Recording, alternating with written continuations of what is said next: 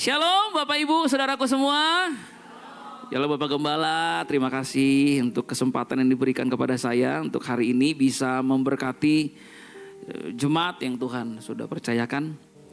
Dan saya senang sekali bertemu dengan saudara. Saya sebenarnya orang Bandung asli, saudaraku. Cuma lebih ganteng dari semua yang ada di sini. Saya bercanda ya, ini belum apa-apa udah sombong nih orang. Ya, saya lahir di Bandung.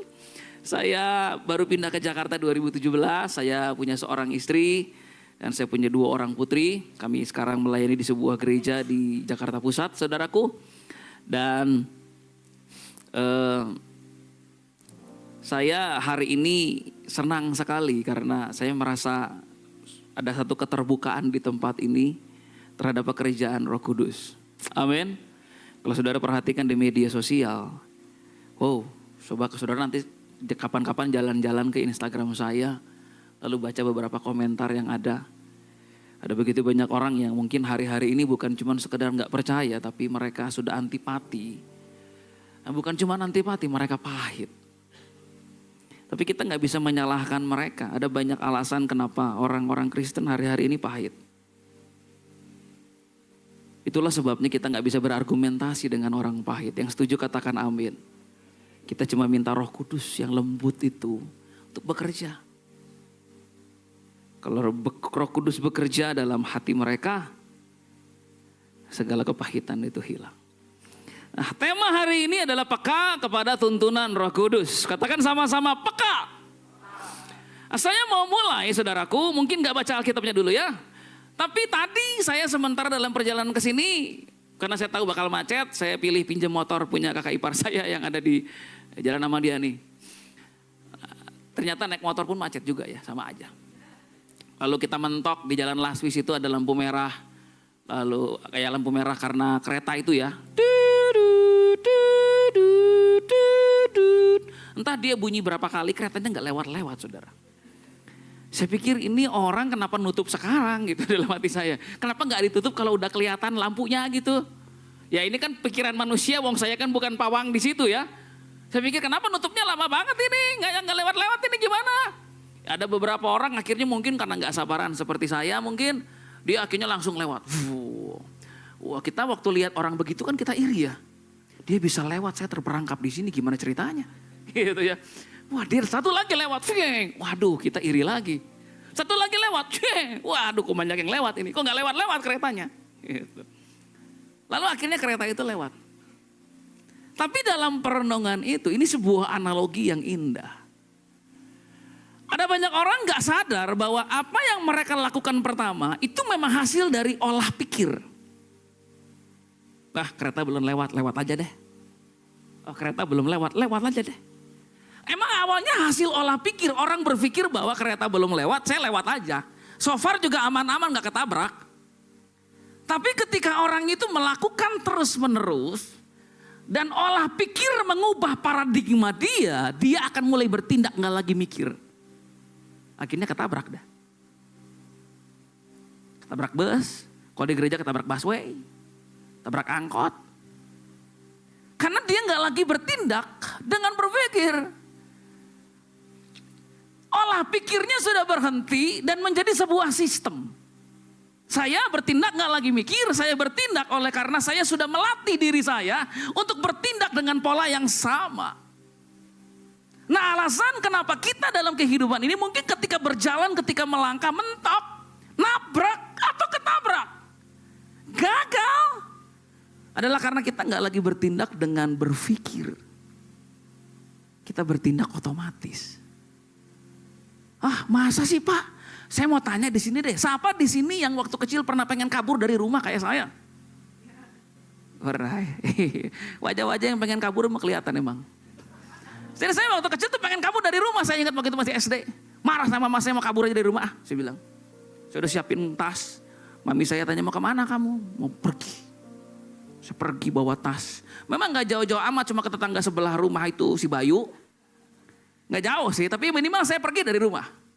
Saya mau tidur di rumah Bayu aja saya pikir. Tiba-tiba mama Bayu bilang, Oce pulang ya, kamu gak boleh tidur di sini. Waduh, tidur di mana saya? Di rumah Bayu gak bisa. Jadi akhirnya saya pikir, saya kayaknya harus pulang ke rumah lagi. Akhirnya selesai maghrib saya pulang ke rumah. Mama saya nanya, kok pulang lagi? Wah, udah. Kenapa saya nggak bisa kabur, saudara? Karena saya masih kecil. Saya belum punya kemampuan untuk memelihara diri saya sendiri. Tapi siapa di sini dari wajah-wajahnya yang udah nikah pernah pengen kabur dan bisa kabur?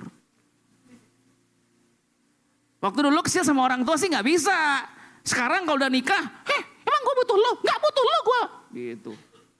Nggak butuh aku juga bisa hidup sendiri. Pergi dari rumah. Ternyata udah bisa kabur, hebat. Dulu nggak bisa. Nah, saudara berpikir bahwa apa yang saudara lakukan adalah hasil dari olah pikir hari itu. Tidak. Itu hasil dari trauma masa kecilmu. Sesuatu dendam yang kau simpan dalam hati tapi belum bisa engkau lakukan karena engkau masih kecil.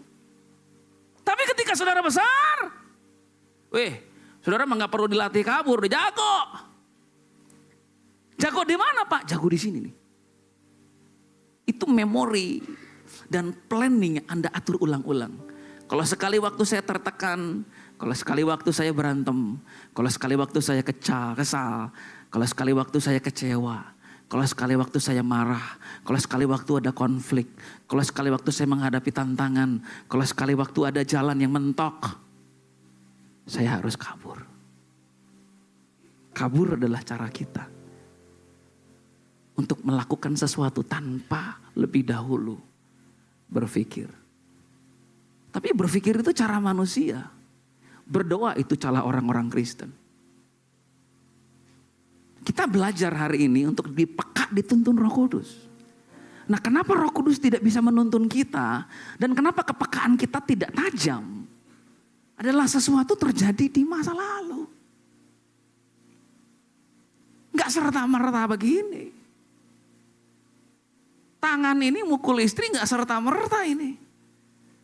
Ini dari dulu tangan memang pengen mukul, cuma mukul papa kan gak mungkin. Dipukul papa balik, langsung ke genteng orang. Tapi tangan ini udah siap memukul kapanpun ketika kita merasa terancam. Anda jadi orang kasar, itu tidak serta-merta jadi kasar. Something happens to you. Kita jadi orang lemah, rendah diri, cepat menyerah. Insecure. Itu semua gak terjadi saat ini. Itu semua terjadi dulu. Mari kita baca bagian firman Tuhan dalam Yohanes pasal yang ke-14 ayat 25 sampai 27. Firman Tuhan berkata begini. Yohanes ini dia. Kemana ya? Ini dia. Semuanya itu kukatakan kepadamu selagi aku berada bersama-sama dengan kamu. Tetapi penghibur yaitu Roh Kudus yang akan diutus oleh Bapa dalam namaku. Dialah yang akan mengajarkan segala sesuatu kepadamu dan akan mengingatkan kamu akan semua yang telah kukatakan kepadamu. Damai sejahtera aku tinggalkan bagimu. Damai sejahtera-Ku kuberikan kepadamu. Dan apa yang kuberikan tidak seperti yang diberikan oleh dunia kepadamu. Janganlah gelisah dan gentar hatimu. Semuanya itu kukatakan selagi aku bersama-sama dengan kamu. Berarti dia bakal gak bersama-sama lagi dengan murid-muridnya. Nah, saya adalah orang yang waktu itu tidak sadar bahwa kehilangan papa itu berdampak. Papa saya meninggal ketika saya SMA, saya anak pertama dari 5 bersaudara. Dan ketika papa saya meninggal, kami kesulitan keuangan sangat parah. Sampai di titik kami udah gak bisa bayar uang sewa rumah lagi. Saya ingat waktu itu mama saya bilang sama saya, kamu bisa gak cari rumah yang dikontrakin tapi bayarnya nanti? Hah? Instruksinya hebat sekali. Jadi saya naik sepeda keliling komplek, nyari rumah yang dikontrakin bayar nanti. Wah, gak ada orang pasang pelang kayak begitu. Tapi saya cari, saudara. Hari pertama, hari kedua, hari ketiga kita kan udah terdesak, kita gak punya uang. Dan gak tahu kenapa, apakah memang cuma saya yang ngalamin. Tapi kalau lagi susah kadang saudara hilang. Aneh saya. Kalau lagi susah kadang orang yang kita sayang, saudara-saudara itu hilang tiba-tiba gak tahu kemana dia. So kami berjuang sendiri. Saya keliling komplek, cari rumah, gak dapat. 3 hari keliling gak dapat. Sampai satu titik mama saya bilang, kamu hari ini coba cari lagi. Ya udahlah aku cari lagi deh, aku cari lagi. Buat saya sepeda. Sampailah saya di pojok gang. Di sebelahnya ada sawah, hamparan sawah. Nah persis di sebelah sawah itu ada rumah. Saya menemukan rumah mewah. Mepet ke sawah itu ya. Saya lihat rumah ini, hancur rumahnya saudara. Asbes udah pada turun, roboh. Rumput liar tumbuh di mana-mana. Dinding sudah retak-retak. Gak ada lampunya. Ya dicopotin maksudnya lampunya aja pada gak ada. Saya lihat di situ ada pompa air. Tapi dalam hati saya tanya begini, mungkin yang ini bisa dikontrak bayar nanti. So saya nanya mau ibu sebelah. Berhubung saya lahir di Bandung, jadi saya tanya, ibu punten bade naroskeun abdi teh. Ai iya Bu Mina dikontrakeun artinya Bu. Gitu. Ya nggak ngerti artinya gini saudara ya. Takutnya di sini ada orang Jerman, Prancis, Belanda gitu kan. Ibu ini rumah dikontrakin enggak ibu? Ibunya bilang, nyante atuh kasep. Tadi kontrakan. Gimana ge hancur? Ibu meureun we bisi we dikontrakeun. Ibu punya nomor teleponnya enggak? Ada, ibunya ngasih yang sebelah. Saya telepon. Dari sana nyaut. Ibu, punten, bade naroskeun, bumi ibu teh dikontrakeun teu? Anu mana? Kesep. Wih, rumahnya banyak berarti ya. Ini ibu yang di jalan bla bla bla bla bla gitu. Aduh, itu mah udah hancur rumahnya. Aduh, enggak, ibu enggak ngontrakin, rumahnya udah hancur. Ibu juga enggak mau ngerenovasi lagi. Terus saya bilang, ibu boleh enggak saya kontrak rumahnya? Saya mau tinggal di situ. Hah? Mau tinggal di situ kamu? Enggak ada listrik. Enggak apa-apa ibu, nanti saya pasangin. Boleh enggak saya kontrak? Si ibu bilang begini. Sok atuh tinggal aja di rumah ibu enggak apa-apa. Sok dibersihin aja rumahnya enggak usah bayar. Saya telepon mama saya. Mi, dapat rumah. Wih, saya ajak dong mama saya. Pas mama saya lihat rumah, mukanya pucat langsung. Hah, mami kamu mau suruh tinggal di sini? Ada adek? Nggak mau mami. Saya bilang, mami kita udah nggak punya rumah lagi. Kita udah harus keluar. Nanti saya bersihin, saya bilang. Mami saya bilang, ya udah mami sekarang tunggu sampai rumahnya bersih karena kita udah harus keluar dari kontrakan. So selama 2 minggu saya tinggal di rumah itu. Tidur di situ. Di sofa rusak itu di situ. Tanpa lampu. Dan tiap malam saya nangis. Dan saya bilang sama Tuhan, Tuhan itu ada apa enggak sih? Katanya Allah atas anak yatim. Kok saya ditinggalkan seperti ini? Pahit, hati saya pahit sekali. Tapi sepahit-pahitnya saya harus pelihara keluarga. Ya, sepahit-pahitnya hatimu kan kok harus pelihara keluarga. Iya benar gak sih?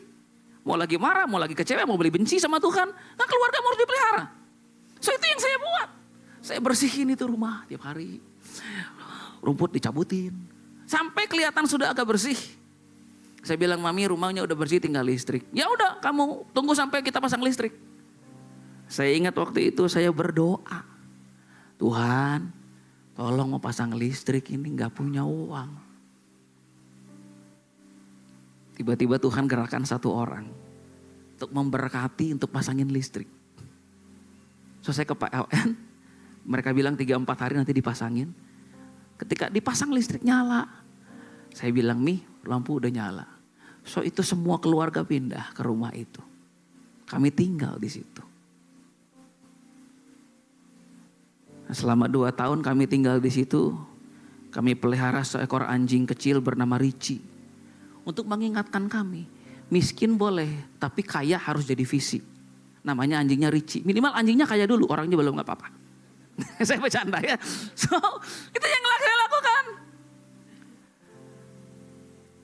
Dan di titik itu, pertama kalinya ketika saya harus tinggal di rumah tanpa listrik, itu di titik dimana saya merasa kehilangan papa. Waktu papa saya meninggal tuh saya benar-benar gak kehilangan gimana loh. Memang nangis gitu, seperti anak nangis. Tapi gak merasa, memang kalau meninggal nanti gimana. Gak ada bayangan, mau masih SMA. Bener ya? Kalau saudara udah kuliah, udah kerja, orang tua saudara meninggal, saudara udah punya bayangan. Kalau orang tua meninggal saya harus cari kerja sendiri, saya harus kuliah. Tapi kalau anak SMA itu ketika papa meninggal kita bingung, kita belum punya planning. Gak ada itu di gereja saya diajarin cara untuk bisa hidup ketika orang tua meninggal, gak ada. Jadi ketika orang tua meninggal saya bingung gak tahu harus buat apa, tapi saya gak merasa kesedihan itu. Saya gak merasa bahwa aduh masa depan saya gimana kalau papa meninggal, gak ada itu bayangan itu. Bayangan itu waktu baru muncul waktu saya tidur sendirian di rumah itu.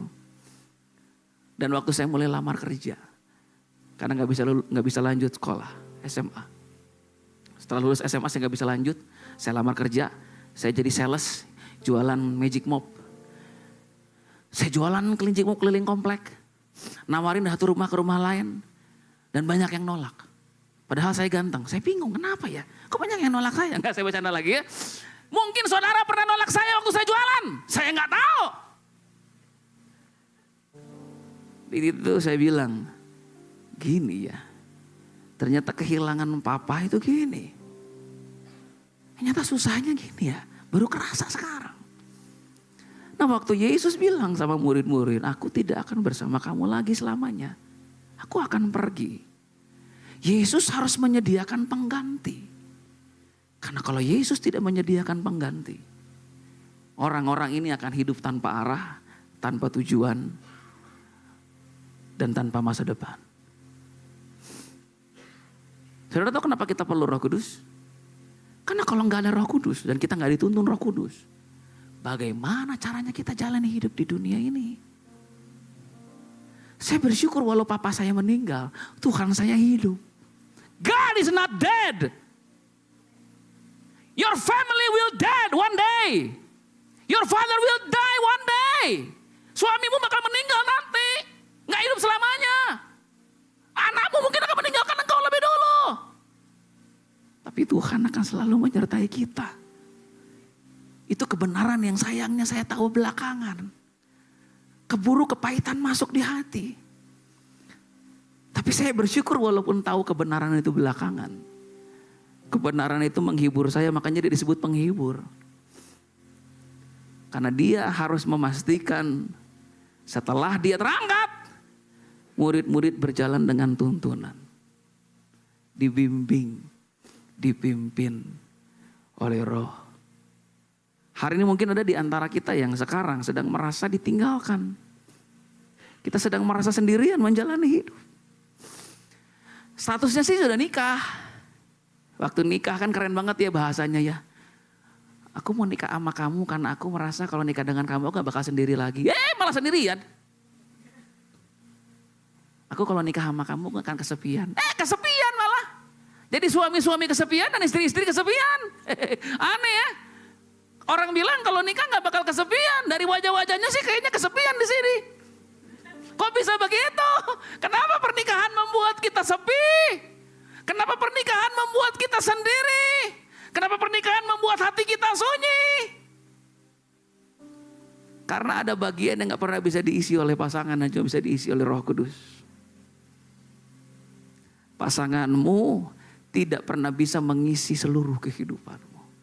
Tidak pernah ada ayat di Alkitab, istri dipenuhi suami, suami dipenuhi istri. Yang ada manusia dipenuhi Roh Kudus. So kalau istrimu menjadi duniamu, dia memenuhi engkau, memenuhi pikiranmu, engkau hidup untuk dia, engkau bekerja untuk dia, engkau tidak hidup buat Tuhan, satu saat dia hilang juga engkau. Tapi kalau Roh Kudus yang memenuhi kita, musim akan selalu berganti. Kasih Tuhan tetap abadi.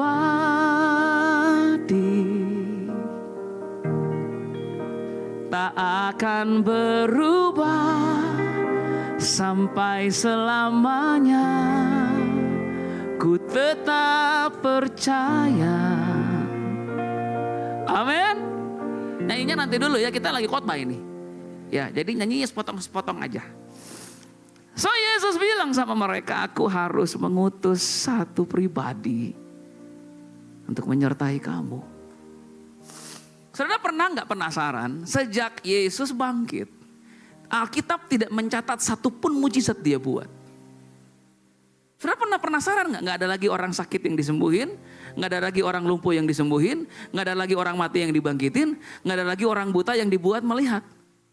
Pernah penasaran nggak kenapa sejak dia bangkit tinggal lagi buat mujizat? Karena bagi dia yang penting bukan mujizatnya yang akan dia buat. Yang buat dia yang penting bukan ministrinya. Buat dia yang penting orang-orang yang bersama dengan dia ini. Sekarang bayangkan begini, Yesus itu sebenarnya punya peluang besar untuk membangun mega church.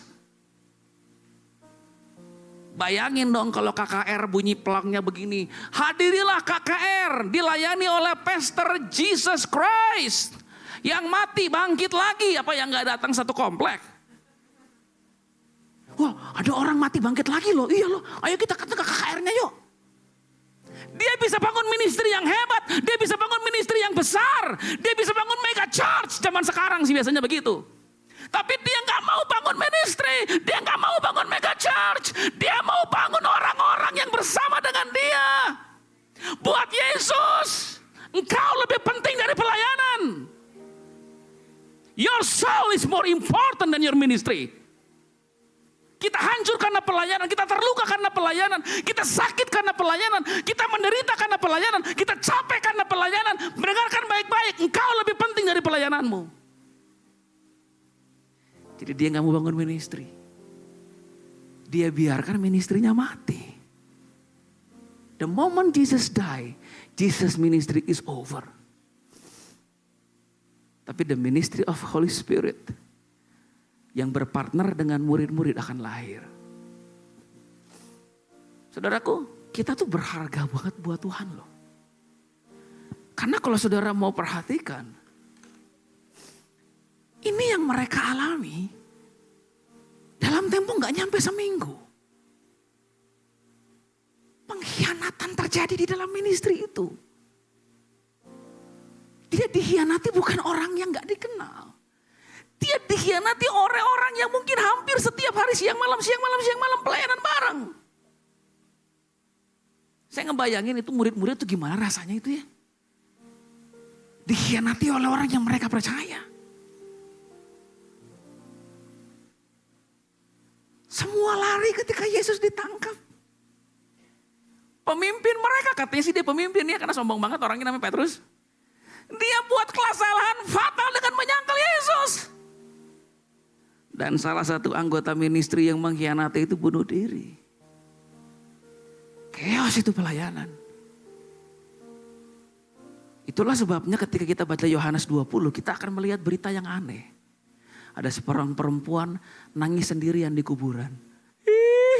Enggak begitu ya. Tapi dia nangis sendirian kata Alkitab. Namanya Maria Magdalena. Ibu, kenapa kamu nangis? Tuhanku diambil orang. Aku gak tahu di mana dia. Ada satu perempuan yang udah hilang harapan. Pagi-pagi benar dia bangun. Dia tuh gak mengharapkan kebangkitan Tuhan. Dia cuma pengen duduk di samping kubur dan menangis. Itu harapan dia. Nah harapan itu pun gak terwujud karena pribadi yang dia mau jumpai itu gak ada di kuburan dan dia pikir dicuri orang. Singkat cerita Yesus mendatangi lagi murid-murid yang berkumpul di ruangan gelap. Ketakutan semua. Waktu Yesus lihat situasi seperti itu, dengarkan saya baik-baik. Hatinya lebih tertuju kepada orang-orang ini daripada kepada kesuksesan pelayanan. Hati kita kalau diubah Roh Kudus, kita akan lebih cinta keluarga daripada keberhasilan pekerjaan. Kita gak akan jual keluarga kita cuma supaya sukses dalam bisnis. Kalau hati diubah Roh Kudus, kita akan cinta keluarga lebih dari pelayanan kita. Dan itu yang Yesus tunjukkan sama murid-murid. Selama 40 hari saya merasa dia bilang begini, Tuhan, tuh ada orang buta Tuhan, kita doain yuk. Yesus bilang nanti sabar. Iya, ayo Tuhan, ayo kamu aja buta kok. Tuhan itu lihat di sana Tuhan tuh lihat. Tuh ada orang-orang sedang terluka, ada orang-orang yang sedang sedih. Ayo kita layani yuk. Yesus bilang, enggak. Kamu aja lagi terluka loh. Kok mikirin yang di sana? Yesus tuh luar biasa. Dan dia lakukan selama 40 hari. Dia habiskan waktunya selama 40 hari buat mereka. Hari ini saya rindu di momen pencurahan Roh Kudus. Habiskan waktumu bersama dengan Roh Kudus. Lebih banyak dari apapun. Saya tuh suka posting video khotbah di Instagram. Tapi video Reels adalah salah satu pembunuh kepekaan zaman sekarang. Kalau kita sering mendengar khotbah singkat. Dan kita gak lagi baca Alkitab kita sendiri dan berdoa. Kita gak makin peka loh. Kita cuma makin pintar keblinger. Pintar sih kalau udah doa buat jago. Tapi kita gak punya kepekaan. Karena semua makanan rohani kita gak dapatkan itu dari sumber yang benar. Kita gak dapat itu dari sumber yang utama. Kita dapat itu dari apa? Dari khotbah sepotong. So boleh gak apa dengerin khotbah di Instagram satu reel semenit-semenit? Boleh, gak apa-apa. Tapi Alkitabmu baca dong. Amin. Bilang sama kanan kiri jangan kebanyakan nonton reels. Kalau ditanya siapa murid Yesus? Nggak apa-apa. Siapa pendeta terkenal? Oh yang siapa Pak? Yang mana Pak? Yang ganteng Pak? Pendeta yang botak Pak? Saya kenal Pak namanya siapa? Yang ganteng, koko ganteng saya kenal namanya siapa? Kalau murid Yesus kenal nggak namanya siapa? Ujang? Bukan. Si Ujang mah bukan murid Yesus. Jangan kebanyakan nonton reels. Baca Alkitab. Amin. So kita lihat kondisi murid-murid seperti itu. Dan Alkitab berkata begini saudaraku. Di dalam kasih. Tidak ada apa? Karena kasih yang sempurna melenyapkan apa? Karena ketakutan mengandung apa? Mengandung apa? Dan barang siapa takut, dia belum sempurna di dalam kasih. Jadi ketakutan mengandung hukuman. Nah hukuman dalam bahasa Yunani itu punya arti ini saudara. Siksaan mental yang menyakitkan. So ketika kita hidup dengan rasa bersalah seperti Petrus. Kita hidup dengan pahit karena pengkhianatan seperti murid-murid. Ketika kita tidak bisa pulih dengan rasa kehilangan, kita terus hidup dalam duka kehilangan, kita sedang hidup di bawah hukuman. Dan itu yang dialami oleh murid Yesus pada saat itu. Dia lihat orang-orang yang terhukum, yang gak bisa merdeka, gak bisa bebas, boro-boro jalan dengan Roh Kudus. Kamu sedang hidup dalam hukuman. Banyak di antara kita hidup di bawah hukuman. Beberapa di antara kita menyalahkan diri kita ketika orang tua kita meninggal. Dan kita belum pulih sampai sekarang. Beberapa di antara kita menyalahkan diri kita karena sekarang kita terikat hutang piutang. Dan keluarga kita benar-benar kolaps. Dan kita menyalahkan diri, salah saya Pak. Memang saya suka judi Pak. Memang saya suka hutang. Jadi begini, iya memang salah saudara. Saudara gak usah ngomong terus, sudah kelihatan dari wajah saudara salah saudara. Masalahnya bukan mengulang-ulang salah saya. Bukan. Masalahnya Anda sadar gak masih ada anugerah buat orang berdosa. Dan itu yang Yesus mau bilang. 3 kali kamu nyangkal aku. Tapi pertanyaan Yesus juga 3 kali. Do you love me? 3 kali dia sangkal Yesus. 3 kali dalam Yohanes 21 Yesus tanya lagi. Kamu masih sayang aku enggak? Aku udah nyangkal, masih mengasihi aku enggak? Aku udah berdosa, masih mengasihi aku enggak? Aku udah jatuh, masih mengasihi aku enggak? Aku udah gagal, masih mengasihi aku enggak? Tuhan engkau tahu segala sesuatu. Engkau tahu bahwa aku mengasihi engkau. Yesus bilang apa? Gembalakanlah domba-dombaku. So hari ini saudaraku. Kalau kita mau dipimpin dituntun Roh Kudus. Kita harus lebih dahulu merdeka. dari penghukuman yang ada atas kita. Coba bilang sama kanan kirinya, kamu gak lagi di bawah hukuman.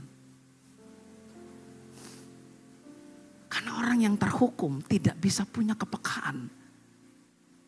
Pandangannya tertutup dengan dosa, dengan kegagalan masa lalu. Hari ini kalau kita mungkin pernah melakukan pelanggaran, kesalahan, kekeliruan. Kita pernah ambil keputusan yang salah dalam hidup. Kita pernah menikahi monster dan kita menderita karenanya. Kita pernah punya pernikahan yang melukai, menyakiti dan menindas kita. Dan kita pikir saya udah salah. Saya mau bilang hari ini, Anda tidak lagi hidup di bawah hukuman. Yesus pernah bilang sama seorang perempuan berdosa, aku pun tidak menghukum engkau. Pergi, move on, dan jangan berbuat dosa lagi. Kenapa harus move on? Karena perjalananmu masih panjang. Saya mau bilang sama beberapa di antara saudara hari ini, Pak, yang kacamata di belakang, ya saya coba mau mengatakan hal ini khususnya buat Bapak, yang lain dengar gak apa-apa. Bertahanlah sedikit lagi. Sebab terlalu banyak yang sudah engkau pertaruhkan untuk memegang teguh janji Tuhan dalam hidupmu. Bertahan sedikit lagi. Karena terlalu banyak yang akan kau perjuangkan. Sudah terlalu banyak yang kau korbankan untuk tetap berjalan di titik ini. Jangan tawar hati. Saya merasa dalam hati saya Tuhan mau bilang bahwa ada kasih karunia Tuhan yang sedang mau Tuhan berikan sama Bapak. Bapak kayaknya bukan orang baru ya. Dalam Tuhan gitu loh. Dan saya cuma mau bilang hari ini, Tuhan melihat segala perjuangan yang sudah Bapak ambil. Dan Tuhan tahu kekuatan Bapak gak seberapa. But if you still keep on believing in God. Never give up. Jangan menyerah. Sudah terlalu banyak yang kau korbankan untuk tetap bertahan di sini. Sudah terlalu banyak yang pernah kau lepas, tinggalkan untuk tetap memegang teguh imanmu pada Tuhan. Engkau memilih untuk hidup dalam ketulusan. Dan itu membuat engkau harus mengorbankan banyak hal. So, jangan berhenti di sini. Karena Tuhan mau tuntun Bapak terus ke depan. Tuhan mau membawa melihat bahwa ada pembelaan yang Tuhan mau nyatakan atas Bapak. Amin Pak. Bapak namanya siapanya Pak? Ruby. R-U-B-I. Wah kayak batu-batuan apa mahal itu ya. Namanya Ruby ya. Luar biasa. Semoga Bapak dibentuk seperti itu ya. Batu-batuan yang istimewa. Saudara, saya akan selesai sebentar lagi. Dalam Kisah Rasul 13 kita dikasih sebuah contoh tentang bagaimana Roh Kudus menuntun. Pada suatu hari ketika mereka beribadah kepada Tuhan dan berpuasa, berkatalah Roh Kudus, khususkanlah Barnabas dan Saulus bagiku untuk tugas yang telah kutentukan bagi mereka. Maka berpuasa dan berdoalah mereka. Dan setelah meletakkan tangan ke atas kedua orang itu, mereka membiarkan keduanya pergi.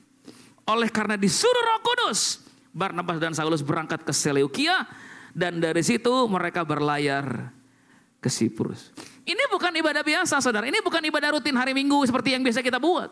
Mereka sedang melakukan sebuah ibadah khusus dengan berpuasa. Seperti yang kita sedang lakukan sekarang, amin. Kita sedang melakukan sebuah ibadah yang khusus. Dan di tengah-tengah ibadah khusus yang mereka buat, Roh Kudus bicara. Seperti hari ini Roh Kudus mau bicara. Kalau ada orang-orang yang mau menyempatkan waktu untuk beribadah secara khusus, Roh Kudus mau berbicara sama orang-orang itu. Dan Roh Kudus bilang begini, khususkan 2 orang buat aku. 2 orang yang sudah aku perhatikan. Lewat teks kita melihat ada beberapa cara Roh Kudus bicara sama kita untuk menuntun kita. Pertama, Roh Kudus bisa bicara dalam ibadah. Makanya ibadah tuh serius. Ibadah tuh serius karena dia bisa bicara sama kita dalam ibadah. Dalam penyembahan. Dalam perenungan firman. Roh Kudus tuh bisa bicara sama kita. Wong ibadah enggak lama-lama amat. Amin. Dia bisa bicara dalam ibadah. Kedua dia bicara lewat nubuatan. Khususkan Saulus dan Barnabas. Ketika dia bisa bicara lewat kesaksian komunitas. Makanya hidup jangan sendirian. Harus menjadi bagian komunitas. Karena suara Tuhan bisa lahir lewat orang-orang di sekeliling saudara. Orang-orang di sekelilingmu bisa meneguhkan rencana Tuhan atas engkau. Matakna tong sorangan. Hidup itu berkomunitas. Terakhir dia bicara lewat doa dan puasa. Lewat teks kita belajar bahwa Roh Kudus itu mau bicara. Dia rindu bicara sama kita. Saya kadang suka bilang sama Roh Kudus hal yang sangat sederhana. Saya mau hari ini Tuhan bicara sama saya. Bicara apa saja. Saya siap mendengar Tuhan bicara. Saya datang sama Tuhan bukan karena saya punya masalah. Tapi saya mau belajar peka mendengar suara Tuhan. Kita harus bangun kepekaan itu. Karena di mana ada harit Allah, di situ ada pewahyuan. Di mana ada pewahyuan, di situ ada kemampuan membedakan. Mana A, mana B, mana jalan yang harus aku tempuh, mana yang tidak. Dan ketika kita menemukan jalan yang kita harus tempuh, saya harus resign. Iya, saya dapetin dari Roh Kudus, saya harus resign. Maju. Saya harus rintis bisnis saya sendiri. Memang keadaan lagi susah, tapi saya harus maju. Saya harus bertahan dalam pernikahan ini. Kata orang, udah tinggalin aja laki lo, udah tinggalin aja masih ada yang lebih ganteng. Enggak, harus bertahan. Kenapa kita bisa mengambil langkah berani? Karena kita dituntun. Karena Tuhan menuntun kita kepada tugas yang sudah dia tentukan. Tuhan bilang sama Saulus dan Barnabas, orang-orang ini ditentukan untuk tugas yang aku akan berikan kepada mereka.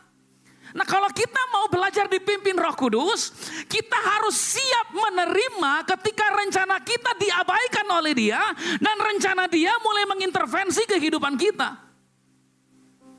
Kita harus siap ketika mimpi kita diabaikan, tapi mimpinya mulai dinyatakan atas kita. Karena dalam hadap ini, mimpimu bisa gagal loh. Bisa gagal, rencanamu bisa berantakan. Tapi gak apa-apa, kan yang berantakan rencanamu bukan rencana Tuhan. Benar gak sih? Di sini kan pasti ada lulusan S2 kan ya? Perempuan-perempuan, ibu-ibu lulusan S2 kan? Sekarang kepake gak ijazahnya? Enggak Pak, ngurus anak. Lah itu. Padahal dulu ya waktu masih S2 ya, aku mau jadi wanita independen. Aku mau cari uang. Aku mau pas ketemu si Koko meleleh. Nggak jadi terbang tinggi bagai Raja Wali. Yang ada di sarang di rumah ngurus anak. Dan Anda berpikir hidup Anda sudah berakhir. Enggak berakhir. Hidupmu sedang berada dalam rencana Tuhan yang sempurna. Memang Tuhan mah kalau mau menggenapi rencana nggak butuh ijazah. Kalau dia pakai ijazah puji Tuhan, enggak juga memang cara Tuhan. Ada di antara saudara sini yang merasa bahwa hidupmu sudah gagal. Karena mimpimu nggak jadi. Pak pengennya sih waktu itu ngerintis bisnis Pak. Udah rekanan sama temen Pak. Kita buka kopi shop. Tapi seiring berjalannya waktu berubah jadi sayur shop. Dan berantakan sudah semua rencana saya Pak. Gak apa-apa kopi shop berubah jadi sayur shop gak apa-apa. Tapi rencana Tuhan akan tetap digenapi. Bilang sama kanan kirinya, Tuhan masih punya rencana atas kamu. Itulah sebabnya di poin terakhir saya mau mengatakan ini. Ketika kita dituntun roh, kita peka dengar suara Tuhan. Kita harus taat dan ketaatan itu berisiko. Saudara tahu enggak ketika saudara tadi baca Kisah Rasul 13. Kalau saudara mundur satu pasal sebelumnya Kisah Rasul 12. Itu berita tentang dipenggalnya Yakobus. Mati dia. Dan ditangkapnya Petrus.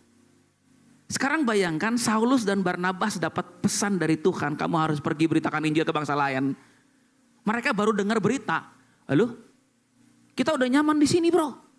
Di Antioquia kita udah nyaman ini. Ngapain kita pindah lagi? Waduh repot ini. Kemarin lo denger nggak? Itu Yakobus baru mati kemarin. Petrus ditangkap. Waduh, ini kita kalau melangkah, habis kita ini. Pernah nggak saudara punya ketakutan itu? Di tengah di dunia seperti ini, Anda disuruh merintis bisnis dan Anda berpikir, aduh Tuhan, orang bisnis lain pada kolaps. Aduh Tuhan. Karena kita dipengaruhi dengan kegagalan orang. Dengarkan saya baik-baik, kegagalan orang lain bukan kegagalanmu. Karena kita punya Tuhan. Kita punya pengharapan. Dan kita punya tuntunan. Amin. Saya tutup dengan kesaksian saya.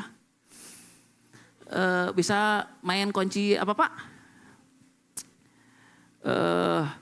Rohmu yang hidup. Tapi nada saya ketinggian katanya kayak dokter Tompi. Jadi bisa diturunin Pak. Supaya jadi dokter gigi begitu ya. Ya saya kalau nyanyi suka ketinggian. Jadi jemaat suka tiba-tiba langsung pada redang tenggorokan semua. So saya ingat ketika saya kerja di sebuah pelayanan misi. Gaji saya 1.500.000. Tapi cukup untuk keluarga. Dengan gaji 1.500.000 saya harus kasih ke mama dan adik-adik. Karena mama saya waktu itu belum bekerja. Dia masih terpukul dengan peristiwa-peristiwa berat dalam finansial. Adik-adik saya masih sekolah. Saya ingat waktu itu Tuhan bicara sama saya begini. Kamu harus resign. Hah? Kamu harus resign. Umur saya waktu itu 25 tahun. Resign dari pelayanan ini. Tuhan, saya resign mau ngapain? Saya bilang. Saya mau kerja apa? Saya bingung, masa cari kerja lagi kan susah. Dan lagi kan saya punya panggilan melayani Tuhan full time. Udah bapak saya juga udah ngomong. Meneguhkan panggilan ini. Tapi ini saya mau buat apa? Tapi Tuhan bilang kamu harus resign. Terus saya ingat waktu itu sebelum resign saya bilang sama mami saya, Mi, kalau Oce resign kita cuma makan tahu tempe gak apa-apa di rumah. Gak apa-apa kata mami saya. Kalau memang itu Tuhan turun kamu gak apa-apa. Terus saya ingat waktu itu saya pergi menemui pimpinan dan saya bilang, Pak saya mau resign. Pimpinan nanya, kamu kepahitan di sini? Enggak Pak. Kamu gak nyaman di sini? Enggak juga. Saya kasar sama kamu? Enggak Pak, Bapak baik banget. Dia nanya semua, saya jawab enggak. Saya punya teman pendeta namanya Pak Binsar Sagala. Kalau saudara kenal.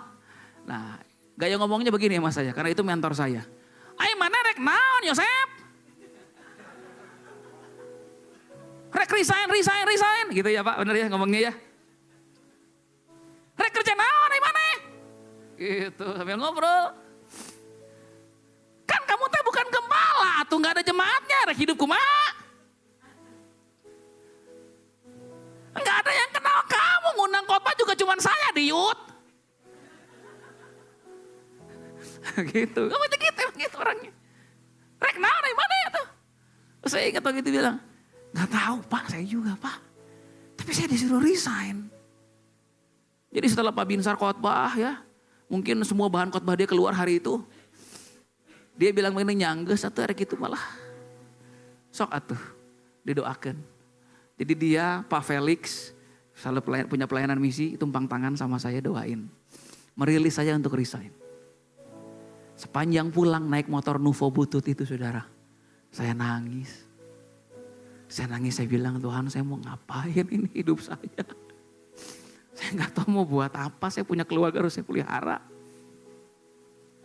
Sebelum saya sampai rumah, ada orang telepon saya. Bray di mana lo? Namanya Jule. Sekarang dia di IFGF. Lagi ada perjalanan pulang, sister. Ayo ketemuan lah sama gue lah. Nih gue mau ketemuan nih sama pendeta. So saya mampir sebentar ketemuan sama perempuan ini. Sama si ibu Jule ini. Waktu itu suaminya gak ikut. Ketemuan, saya ketemu pendeta. Saya baru duduk di meja makan saudara. Duduk. Pendeta di depan. Kenal, salam kenal. Iya nama saya Joseph Pak. Pertanyaan pertamanya apa coba saudara? Bukan capek ya, bukan dari mana ya enggak. Kerjaannya apa sekarang? Hah? Langsung saya jawab, nganggur Pak. Oh bagus dong kalau nganggur. Hah kok bagus? Ikut saya yuk ke Jakarta.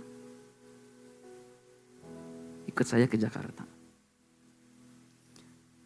Waktu Tuhan buka jalan di titik itu.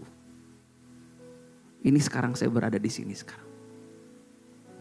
Saya dipelihara, diberkati, dibukain jalan. Dan saya mau kasih kesaksian ini bukan supaya saudara gak sekolah teologi. Saudara harus sekolah biar pinter. Tapi waktu saya mulai dibukain jalan pelayanan sama Tuhan kemana-mana. Gelar saya itu hilang saudara. D1 saya hilang. Maksudnya saya gak nyampe S1 cuma D1 doang. Itu pun hilang. Tapi Tuhan buka jalan untuk saya melayani. Dan akhirnya saya melihat tanda-tanda ajaib dinyatakan dalam pelayanan.